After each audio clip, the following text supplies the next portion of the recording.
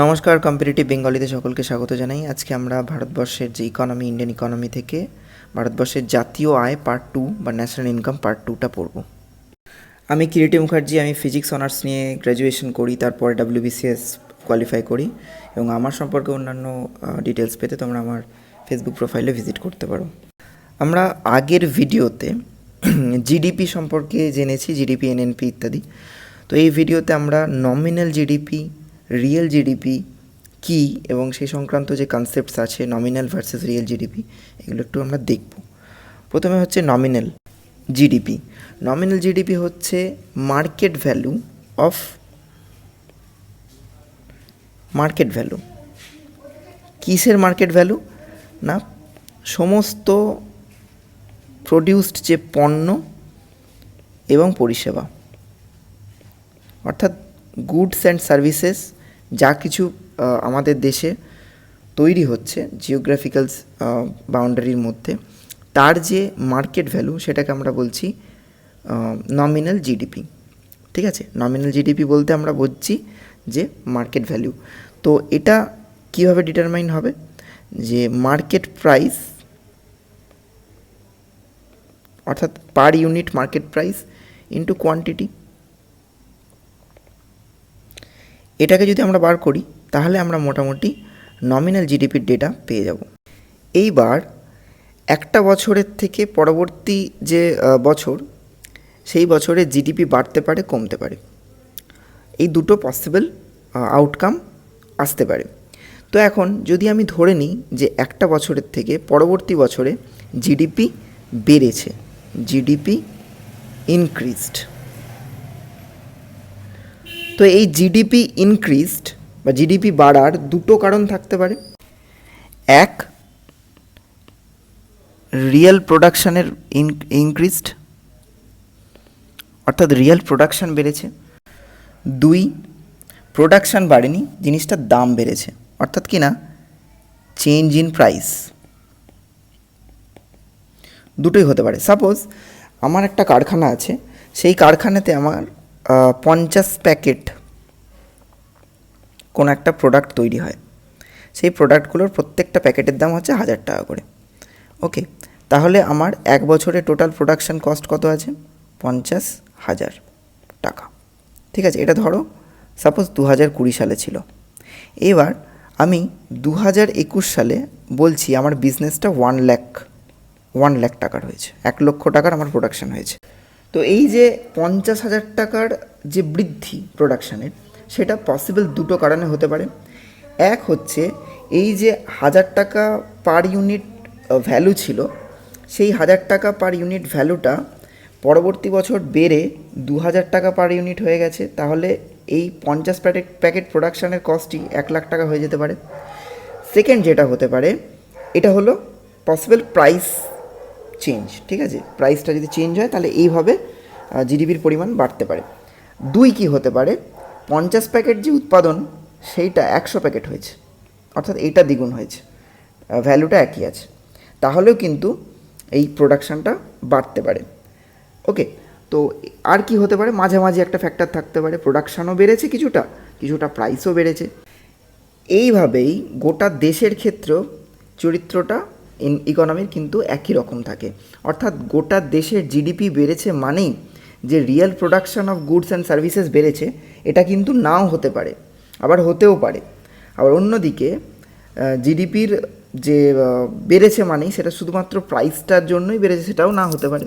অতএব এই দুটো ফ্যাক্টরই থাকতে পারে। অর্থাৎ জিডিপির যে নমিনাল ইনক্রিজ, সেটা হলে আমাদের দেশে যে এমপ্লয়মেন্ট বা ইত্যাদির জন্য, যেটার জন্য আমরা জিডিপি ক্যালকুলেট করি, স্ট্যান্ডার্ড অফ লিভিং বাড়ানো ইত্যাদি, যে জিডিপি যত বৃদ্ধি পায় তত স্ট্যান্ডার্ড অফ লিভিং বাড়ে, মানুষের কাজকর্ম, চাকরি বাকরি হয়। তো সেইটা অ্যাকচুয়ালি কতটা হচ্ছে সেটা জানার জন্য আমাদের কিন্তু এই রিয়েল জিডিপির ডেটাটা বার করা দরকার, যেখানে অ্যাকচুয়াল প্রোডাকশান বেড়েছে কিনা আমরা বুঝতে পারি। ওকে, যদি রিয়েল প্রোডাকশান বাড়ে তবেই এমপ্লয়মেন্ট, ইনভেস্টমেন্ট এগুলো বেড়েছে বলে আমরা ধরে নিতে পারি। কিন্তু যদি শুধুমাত্র চেঞ্জ ইন প্রাইস হয়, অর্থাৎ কেবলমাত্র মূল্য বৃদ্ধি জন্য, অর্থাৎ কি না শুধুমাত্র মুদ্রাস্ফীতির জন্য যদি এই বৃদ্ধি হয়, তাহলে কিন্তু সেইটা এমপ্লয়মেন্ট বা ইনভেস্টমেন্টের ওপর খুব একটা প্রভাব ফেলে না। তো এই যে ইনফ্লেশনারি ব্যাপারটাকে ডিসকাউন্ট করার জন্য এবং রিয়েল জিডিপি যে বার করার জন্য আমরা জিডিপি ডিফ্লেটার বলে একটা জিনিস আছে, সেটা ইউজ করি। এই জিডিপি ডিফ্লেটার কি? জিডিপি ডিফ্লেটার হচ্ছে nominal GDP by real GDP, okay, into 100। এই যে জিডিপি ডিফ্লেটার, এটা হচ্ছে একটা দেশের যে ইনফ্লেশন সেটা বেস্ট মেজার করার একটা পদ্ধতি হচ্ছে জিডিপি ডিফ্লেটার, ওকে। এখানে একটা জিনিস বলে রাখি যে এই যে নমিনাল জিডিপি, এটা হচ্ছে জিডিপি অ্যাট কারেন্ট প্রাইস, আর রিয়েল জিডিপি হলো জিডিপি অ্যাট কনস্ট্যান্ট প্রাইস, ঠিক আছে। আশা করছি তোমরা ব্যাপারটাকে নমিনাল এবং রিয়েল জিডিপি কী জিনিস সেটা বুঝতে পারলে। এখন জিডিপি ক্যালকুলেট করার জন্য একটা বেস ইয়ার আমরা ধরে নিই, বেস ইয়ার বা ভিত্তিবর্ষ। এই বেস ইয়ারটা বর্তমানে 2011-12 অর্থবর্ষকে ধরা হয় বেস ইয়ার। যদিও রিসেন্টলি সাম্প্রতিককালে গভর্নমেন্ট অফ ইন্ডিয়া প্রপোজ করেছে 2017-18 সালকে বেস ইয়ার হিসেবে কনসিডার করার জন্য, যদিও সেটা এখনও পর্যন্ত এফেক্টিভ হয়নি, ওকে। এবার আমরা দেখব ট্রান্সফার পেমেন্ট। এই ট্রান্সফার পেমেন্ট কি? ট্রান্সফার পেমেন্ট হলো যেরকম gifts, donation, old age pension, disability pension,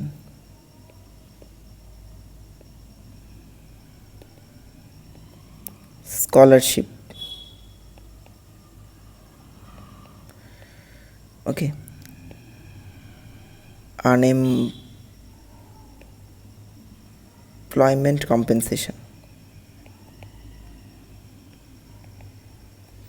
এই যে বিভিন্ন দিকগুলো যেখানে গভর্নমেন্টকে টাকা দিতে হয়, ঠিক আছে, ইউনিল্যাটারাল পেমেন্ট হয়, অর্থাৎ এর থেকে কোনো কিছু আমরা পাই না, কোনো সার্ভিস পাই না, অর্থাৎ আমরা কোনো রকমভাবে এখান থেকে পরিষেবা পাই না, এইগুলো মানে গভর্নমেন্ট কোনো পরিষেবা পায় না, তো সেইগুলোকে বলা হয় ট্রান্সফার পেমেন্ট, ঠিক আছে। এইগুলো হচ্ছে সমস্ত ট্রান্সফার পেমেন্টের আন্ডারে পড়ে। তো এই ন্যাশনাল ইনকাম যখন আমরা ক্যালকুলেট করি, তখন কিন্তু এই ট্রান্সফার পেমেন্টকে আমরা নিই না, ঠিক আছে, ক্যালকুলেশনের মধ্যে আমরা আনি না। তো এখানে একটা জিনিস বলে রাখি যে আমরা যে যারা রিটায়ার্ড করেন, ঠিক আছে, তাদেরকে তো আমরা একটা পেনশন দিই, তো সেই পেনশনটা কিন্তু ট্রান্সফার পেমেন্টের আওতায় পড়ে না, কারণ যেহেতু তাদের কাছ থেকে পরিষেবাটা আমরা আগে নিয়েছি, ওকে। তো তাই এটাকে ট্রান্সফার পেমেন্টের আওতায় আনা হয় না, ঠিক আছে।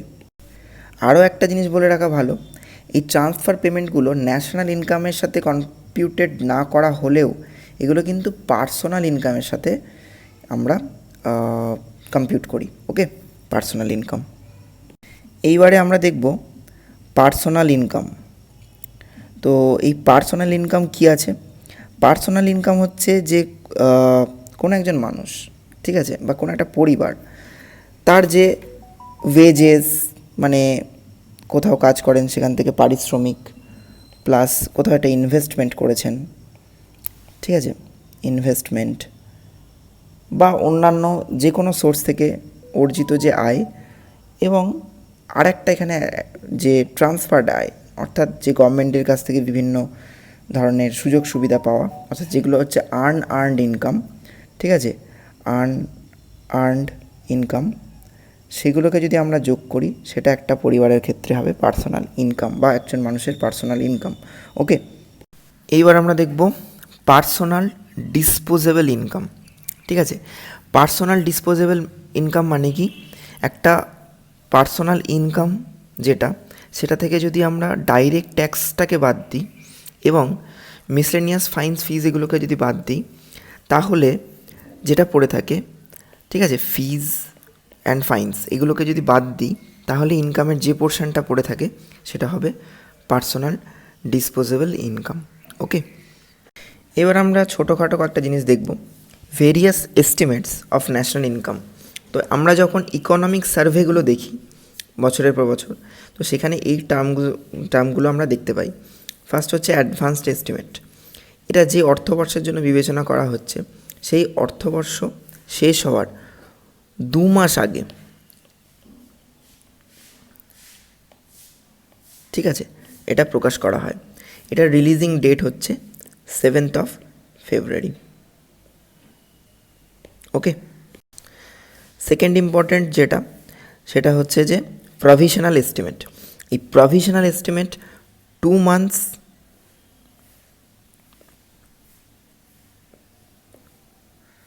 আফটার পেশ করা হয়, অর্থাৎ ফিনান্সিয়াল ইয়ার কমপ্লিট হওয়ার, অর্থবর্ষ কমপ্লিট হওয়ার 2 মাস পর এটাকে রিলিজ করা হয়।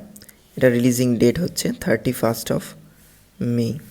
ওকে, তারপরে হচ্ছে রিভাইজড এস্টিমেট। এই রিভাইজড এস্টিমেট 3টে টাইমে বার করা হয়। প্রথমটাকে বলা হয় ফার্স্ট, সেকেন্ড এবং থার্ড। প্রথমটা যে ফার্স্ট রিভাইজড এস্টিমেট সেটা অর্থবর্ষ শেষ হওয়ার 10 months 10 মাস পর রিলিজ করা হয়। দ্বিতীয়টা 1 year 10 months পর। তৃতীয়টা 2 years 10 months পর। ওকে, তো প্রথমটা ন্যাচারালি 10 মাস পরে, মানে ঠিক যে ফার্স্ট রিভাইজ এস্টিমেট এইটা বেরোয় 31st January। Second revised estimate এটা বেরোয় পরের বছর 31st January।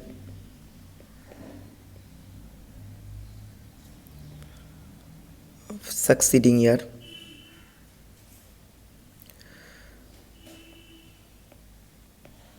আর তারপরের বছর 31st January, ঠিক আছে, 2 সাকসিডিং ইয়ার্স পরে এটা বেরোয় থার্ডটা। তো এই প্রত্যেকটা ডেটা অ্যাডভান্সড এস্টিমেট বলো, প্রভিশনাল এস্টিমেট বলো কি রিভাইজড এস্টিমেট বলো, এই প্রত্যেকটা ডেটা কিন্তু রিলেটেড টু জিডিপি এবং ন্যাশনাল ইনকাম।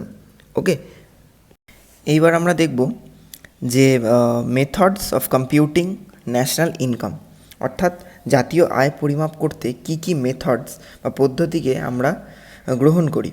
প্রথম হচ্ছে প্রোডাক্ট মেথড, যেটাকে অপর নামে ভ্যালু অ্যাডেড মেথড হিসেবেও ডাকা হয়। ওকে, ভ্যালু অ্যাডেড মেথড।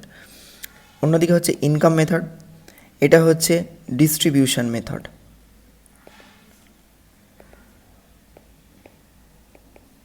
এটা আমরা ডিটেলসে পড়ব। আর থার্ড হচ্ছে এক্সপেন্ডিচার মেথড, এটাকে টোটাল আউটলে মেথড এই নামেও ডাকা হয়। ওকে, তো এই 3টে পদ্ধতিতে আমরা ন্যাশনাল ইনকামকে মেজার করে থাকি, কিন্তু এই এক্সপেন্ডিচার মেথড এটা সবচেয়ে বেশি ওয়াইডলি ইউজড হয়। তার কারণ হচ্ছে যে এক্ষেত্রে যে সমস্ত ডেটাসগুলো আমাদের প্রয়োজন হয় সেগুলো অনেক বেশি ইজিলি অ্যাভেলেবেল এক্সপেন্ডিচার মেথডে ক্যালকুলেশন করার ক্ষেত্রে। ওকে, তো আমরা সাধারণত এই এক্সপেন্ডিচার মেথডকে কিন্তু প্রেফার করি। প্রথমেই আমরা দেখে নেব প্রোডাক্ট মেথড। এটাকে আমরা জানি আউটপুট মেথডও বলা হয়। একটু আগেই দেখলাম এই আউটপুট মেথড অথবা ভ্যালু অ্যাডেড মেথড বলা হয়, ঠিক আছে। তো এই আউটপুট মেথড বা ভ্যালু অ্যাডেড মেথড এটা কীভাবে মেজার করা হয়? Value of output of all 3 sectors, primary, secondary, tertiary সেক্টরের টোটাল ভ্যালু অফ আউটপুট, তারপরে intermediate consumption of all 3 sectors.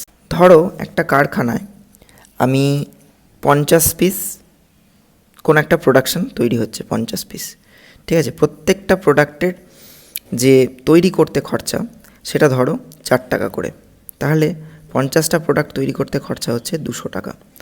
এখন যে ব্যক্তি কারখানার মালিক তিনি কি করছেন, তিনি এটাকে 200 টাকা তার খরচা, এখানে আরও সাপোজ 100 টাকা লাভ রেখে বিক্রি করছেন, তাহলে টোটাল কত টাকা হচ্ছে? 300 টাকা। 300 টাকা হচ্ছে ভ্যালু অফ আউটপুট। ঠিক আছে, এইবার এই 300 টাকার ভ্যালু অফ আউটপুট দিতে কত টাকা খরচা হয়েছে? সেটা হচ্ছে 200 টাকা, অর্থাৎ -200 টাকা। এই 100 টাকা হচ্ছে টোটাল ভ্যালু অ্যাডেড। ঠিক আছে, এবং এই 200 টাকা হচ্ছে ইন্টারমিডিয়েট কনজামশন, অর্থাৎ প্রোডাক্টটা তৈরি করতে যে পরিমাণ টোটাল খরচা হলো সেটা হচ্ছে ইন্টারমিডিয়েট কনজামশন। আর value of output of all three sector বলতে প্রোডাক্টটা যে দামে বা যে মূল্যে বাজারে আসছে সেটা হচ্ছে value of output of all three sectors. তো আমরা যদি প্রোডাক্টটার যে মার্কেট প্রাইস সেখান থেকে যদি আমরা ইন্টারমিডিয়েট কনজামশানটাকে বাদ দিই, অর্থাৎ মাঝখানে যে তৈরি করতে যে খরচা সেটাকে বাদ দিই, আমরা টোটাল আউটপুটটা পেতে পারি। এখন এই সিস্টেমটা যদি প্রাইমারি, সেকেন্ডারি এবং টারশিয়ারি সেক্টর প্রত্যেকটা ক্ষেত্রে আমরা অ্যাপ্লাই করি, তাহলে আমরা যেটা পাবো সেটা হচ্ছে টোটাল যে দেশের প্রোডাক্ট মেথডে ইনকামটা আমরা বার করতে পারবো। এখানে প্রশ্ন হচ্ছে যে ইন্টারমিডিয়েট কনজামশান, যে কথাটা আমি বারবার করে বলি, intermediate consumption of all three sectors, এইটাকে কেন বাদ দেওয়া হয়? এটাকে বাদ দেওয়া হয় কারণ এটাকে যদি আমরা বাদ না দিই তাহলে এই যে 200 টাকার খরচাটা, এটা কিন্তু দুবার কাউন্টিং হয়ে যাচ্ছে। ঠিক আছে, কারণ আমরা এখানে একটা যখন ইনকামটাকে আমরা ক্যালকুলেট করছি তখন আমরা অল থ্রি সেক্টরসকে কনসিডার করছি, প্রাইমারি, সেকেন্ডারি এবং টারশিয়ারি। তো সেক্ষেত্রে প্রাইমারি সেক্টরে যেটা অলরেডি ইনক্লুডেড, সেটা যদি আমি আবার সেকেন্ডারি সেক্টরে এই 200 টাকাকে যদি ধরা যাক, এই 200 টাকাটা তো প্রাইমারি সেক্টর থেকে আউটপুট, তো সেই প্রাইমারি সেক্টরের আউটপুটটাকে যদি আমি সেকেন্ডারি সেক্টরে আরেকবার ধরে ফেলি তাহলে সেটাকে কিন্তু ডাবল কাউন্টিং হয়ে যাচ্ছে। তো সেই জন্য আমরা কেবলমাত্র যেটুকু এখানে ভ্যালু অ্যাডিশন হচ্ছে, অর্থাৎ যেটুকু ওই 200-র ওপর চাপছে, সেটুকুই সেটাকে আমরা প্রোডাক্ট মেথডে ইনকাম বলে ধরে নিই বা ক্যালকুলেট করি। ওকে, তোমরা এই যে তিনটে sector, primary, secondary, tertiary sector, তাদের কি ফাংশন কি, এগুলো আমার প্রিভিয়াস যে ইকোনমির ভিডিও আছে, ফার্স্ট ভিডিওতে আমরা এই চ্যাপ্টারের ফার্স্ট পার্টে আমরা আলোচনা করেছি।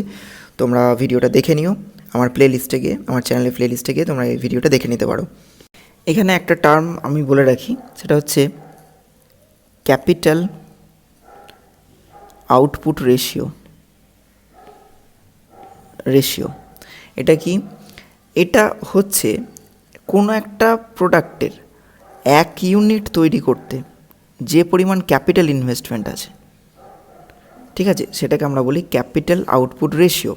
কোনো একটা প্রোডাক্টের 1 ইউনিট তৈরি করতে যত বেশি ক্যাপিটাল ইনপুট থাকতে হবে, সেটা সেই প্রোডাক্টের সেলস ফিগার বা অন্যান্য জিনিসকে প্রভাবিত করবে এবং সেটা মোটেই ভালো নয়। অতএব একটা ইউনিট প্রোডাকশন করতে যদি যত কম খরচা হয়, যদি হয় সেটা কম খরচে, তো সেটা ক্যাপিটাল আউটপুট রেশিওটা কম হবে এবং সেটা সেই প্রোডাক্টের সেলিংস বা অন্যান্য কিছুর জন্য অনেক বেশি লাভজনক হবে। ওকে, এইবার আমরা দেখে নেব ইনকাম মেথড। ইনকাম মেথডটাকে আমরা ডিস্ট্রিবিউশন মেথডও বলি। ঠিক আছে, ডিস্ট্রিবিউশন মেথড নামে পরিচিত। তো আমরা যখন ইনকাম মেথডে ন্যাশনাল ইনকামকে ক্যালকুলেট করি, আমরা এই হেডগুলোকে ক্যালকুলেট করি। ঠিক আছে, প্রথম হচ্ছে কম্পেনসেশন টু দ্য এমপ্লয়িজ। এটা কি? এটা হচ্ছে যদি কোনো একটা মানুষ কোনো একটা ক্ষেত্রে, কোনো কারখানায়, কোনো অফিসে কাজ করেন, তাহলে তার পরিবর্তে তিনি কি পান? তিনি পান স্যালারি,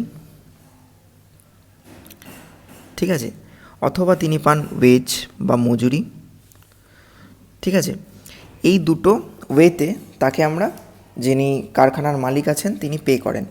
এছাড়া তার ইনকামের একটা পোর্শন তিনি সোশ্যাল সিকিউরিটি স্কিমে জমা রাখেন। Social security scheme, social security স্কিমগুলো কীরকম হয়? ধরো কোনো একজন মানুষ কাজ করছেন, তিনি রিটায়ারমেন্ট তার যখন হবে, তারপরে তিনি যে পেনশন পাবেন বা যে প্রভিডেন্ট ফান্ড, গ্র্যাচুইটি ইত্যাদি, তো এই যে তার যে একজন এমপ্লয়ি হিসেবে তিনি যে কন্ট্রিবিউশনটা দেবেন তার পরবর্তী ক্ষেত্রে তিনি এগুলো রিসিভ করবেন, সেটাকে আমরা বলি সোশ্যাল সিকিউরিটি স্কিম। তাহলে আমরা দেখতে পাই আমাদের যখন স্যালারি ঢোকে, যারা চাকরি করেন তারা জানবেন, সেখান থেকে একটা পোর্শনের টাকা কেটে নেওয়া হয়, বাকিটা আমাদের হাতে দেওয়া হয় স্যালারি অথবা ওয়েজ হিসেবে।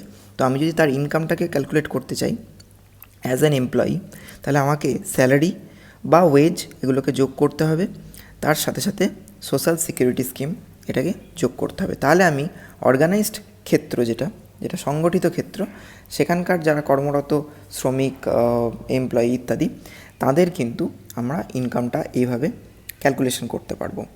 এইবার ধরা যাক আমি কোনো একটা সংস্থায় কাজ করি না, ঠিক আছে, কিন্তু আমার কিছু ল্যান্ড আছে বা কোনো একটা সংস্থা আছে, বিল্ডিং আছে ইত্যাদি, বা আমি কোনো একটা বই লিখছি বা কোনো একটা গান গাইছি, তো সেটাকে আমি মার্কেটিং করছি। তো সেক্ষেত্রে আমার যেটা রোজগার, সেটাকে আমরা অপারেটিং সারপ্লাস বলে থাকি। এর মধ্যে কি কি ইনক্লুডেড আছে? একটা হচ্ছে আমি যে জমি বা বাড়ি কিনেছি তার রেন্ট, ঠিক আছে, যে রেন্টের মাধ্যমে আমরা কোনো একজন মানুষকে রেন্ট দিয়ে সেখান থেকে পয়সা রোজগার করছি।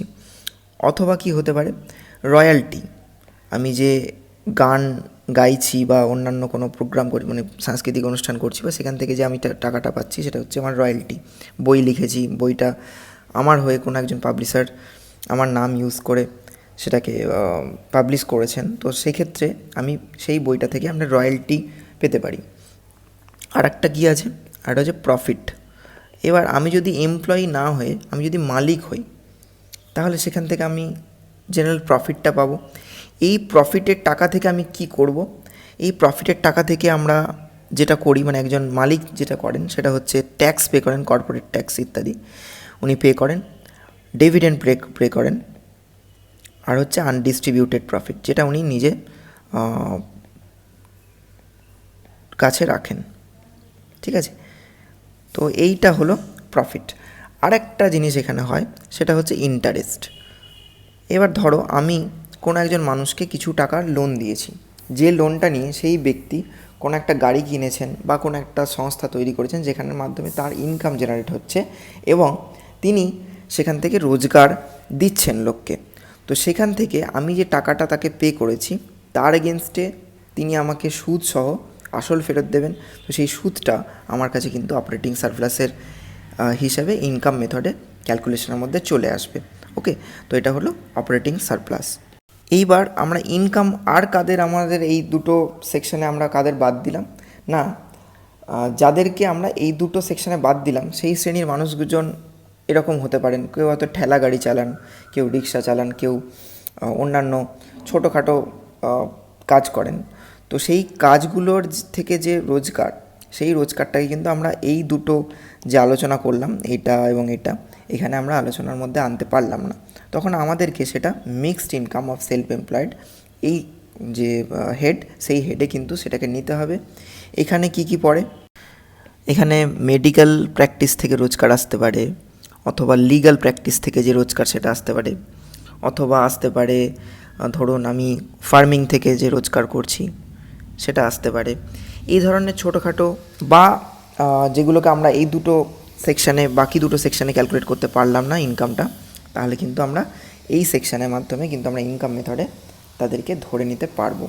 এটা হলো আমাদের টোটাল ইনকাম মেথডে ক্যালকুলেশন। ওকে, তো আমরা যদি simply compensation to the employees, ঠিক আছে, তার সাথে অপারেটিং সারপ্লাস, তার সাথে মিক্সড ইনকাম তাকে যদি জুড়ে দিই, তাহলে আমরা যেটা পাবো সেটা হচ্ছে টোটাল ইনকাম, ঠিক আছে।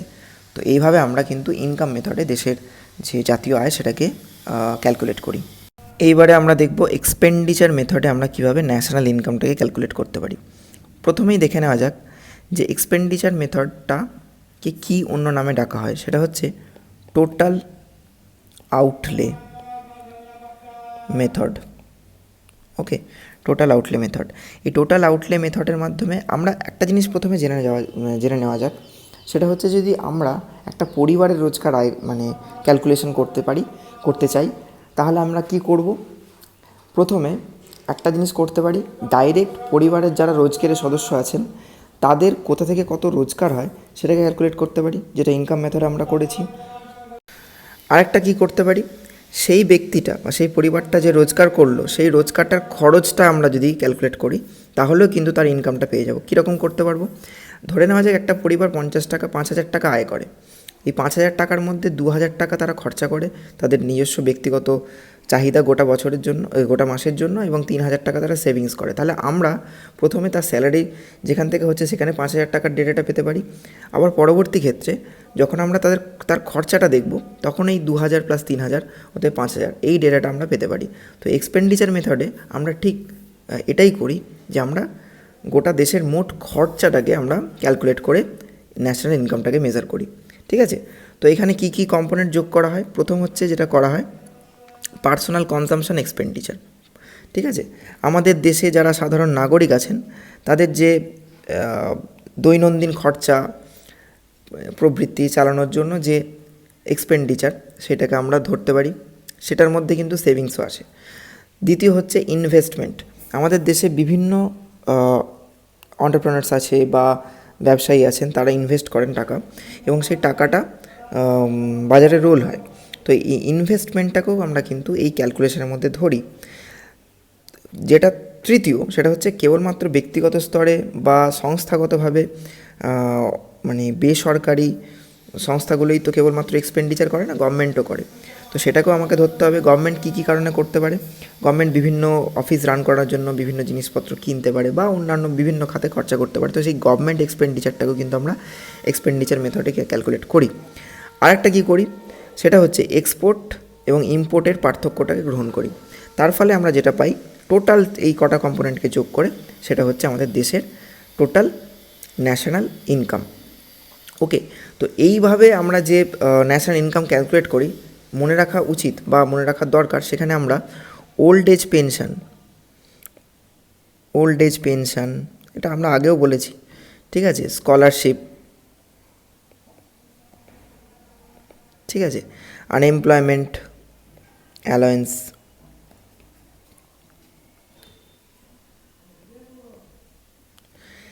এগুলোকে কিন্তু ইনক্লুড করি না। আর কি ইনক্লুড করি না সেটা হচ্ছে expenditure on semi finished goods, অর্থাৎ যেটা এখনও পর্যন্ত ফিনিশড গুডসে পরিণত হয়নি, সেই তার যে এক্সপেন্ডিচার সেটাকে কিন্তু আমরা এই এক্সপেন্ডিচার মেথডে ন্যাশনাল ইনকাম ক্যালকুলেট করার ক্ষেত্রে ইনক্লুড করি না।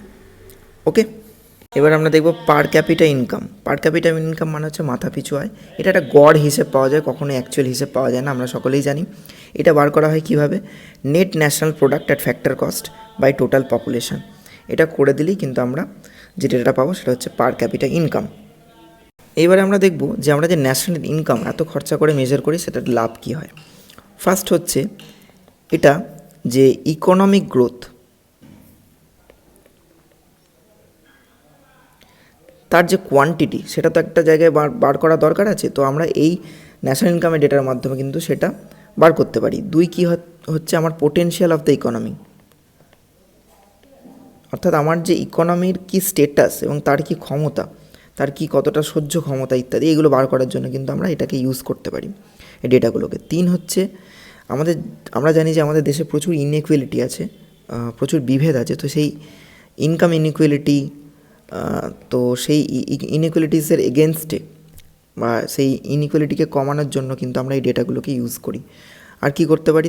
4 নম্বর হচ্ছে ট্যাক্স রেভিনিউ বা এইগুলো রেভিনিউ যে ফোরকাস্ট সেটা বার করতে মানে সাহায্য করে। আর আরেকটা কী করে?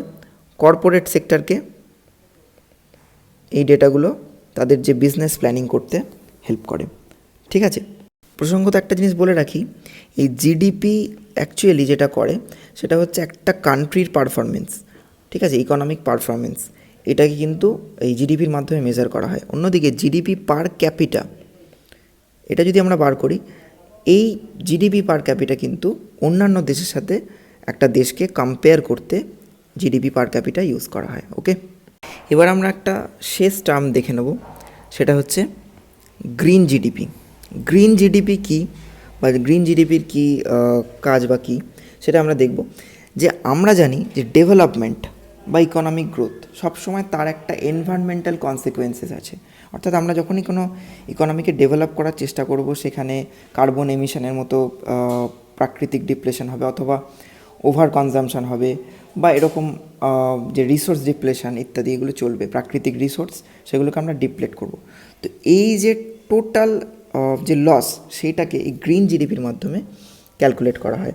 ওকে, তাহলে আমরা যে ন্যাচারাল কনজামশন অর্থাৎ রিসোর্স ডিপ্লেশন, এনভায়রনমেন্টাল ডিগ্রেডেশন ইত্যাদির জন্য যে ন্যাচারাল কনজামশন, সেটাকে কিন্তু জিডিপি ডেটা থেকে বাদ দেবো। যদিও এটা খুব ডিফিকাল্ট গ্রিন জিডিপি ক্যালকুলেট করা, কারণ এটা আমাদের মতো দেশে এটা মানে বা যে কোনো দেশেই গ্রিন জিডিপি ক্যালকুলেট করা কিন্তু অত্যন্ত একটা ডিফিকাল্ট জিনিস। ওকে, ন্যাশনাল ইনকাম সংক্রান্ত এই চ্যাপ্টারটা আমাদের এখানে শেষ হচ্ছে। দুটো ভিডিওর মাধ্যমে আমরা এটা শেষ করেছি। খুব ইম্পর্টেন্ট কনসেপচুয়াল চ্যাপ্টার ছিল, একটু বড়ও হয়েছে ভিডিওগুলো। সো যদি তোমাদের কোনো প্রশ্ন থাকে কমেন্ট করে জানিও, আর যদি ভিডিওটা ভালো লাগে ভিডিওটা লাইক করে দিও, আর শেয়ার করো অবশ্যই। আর চ্যানেলটা যদি সাবস্ক্রাইব না করা থাকে তো চ্যানেলটা সাবস্ক্রাইব করে দিও। So thanks for watching and God bless you.